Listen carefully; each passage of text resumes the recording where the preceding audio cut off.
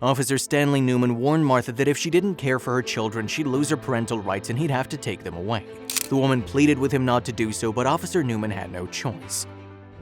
Martha had nowhere to go after her in-laws kicked her out of their house. Her husband had died tragically in a car accident, and her mother-in-law was pretty convinced that her daughter-in-law was a bad omen in her son's life, which is why it happened. Martha, an orphan and now a widow with 3 children and no money or shelter, wandered the streets for a while before finding a small job to support her children. During the day, she'd collect plastic wraps and sell them to vendors for a few dollars, and at night she'd scour the alleys behind restaurants for leftovers to feed her children. Needless to say, that was insufficient and she and her children were struggling. But everything changed the day she met Officer Newman.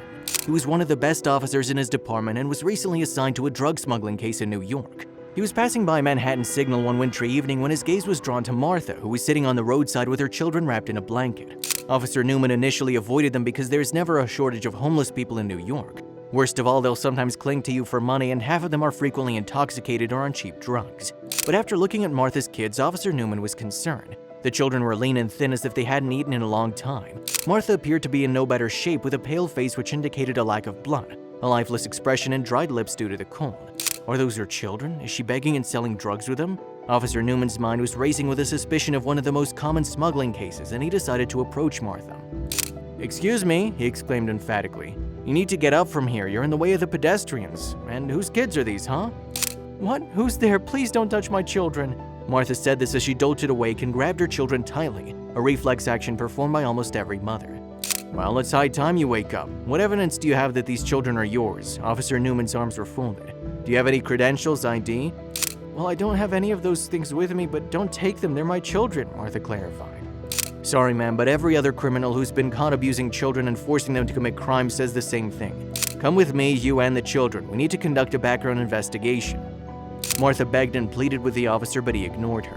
The kids were taken to a safe location by another officer that night, and Martha was interrogated about her background. Martha sobbed and told the officers her entire story. They also consulted a doctor who conducted DNA tests. When it was discovered that Martha was telling the truth, Officer Newman went to her in-laws' house to take her in, but neighbors claimed that the couple had left town after their son died and put the house up for sale. "I'm sorry, Martha," Officer Newman said, "but your in-laws are no longer staying there and we can't help you with that. As far as the kids are concerned, we can't let them stay with you. You'll be deprived of their parental rights as you can't look after them."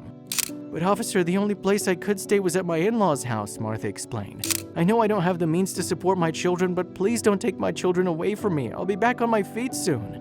Looking at Martha's condition, Officer Newman knew she couldn't get back on her feet soon, so he offered her a job as a janitor at the local police department. Newman's co-workers also assisted the woman, and for a while they housed her children in a hotel room and covered the expenses.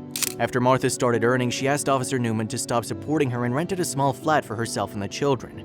After a few months, she was able to send her eldest son to school, and she began working another job on weekends to prepare for the next child in line. Meanwhile, Officer Newman and his colleagues often visited Martha's home, bringing her groceries and helped her in whatever way they could. Several years passed in this manner, and Martha managed to attain a good financial position.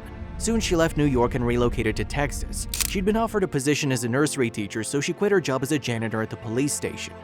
After moving to Texas, fate allowed Martha to start her life all over again. At her new school, she met a man named David who often came to drop his daughter off, and before they realized it, they were in love. The couple married soon after, and when Martha found out she was expecting a child, she returned to Officer Newman to express her gratitude. The retired officer had a new job and became the godfather of the child.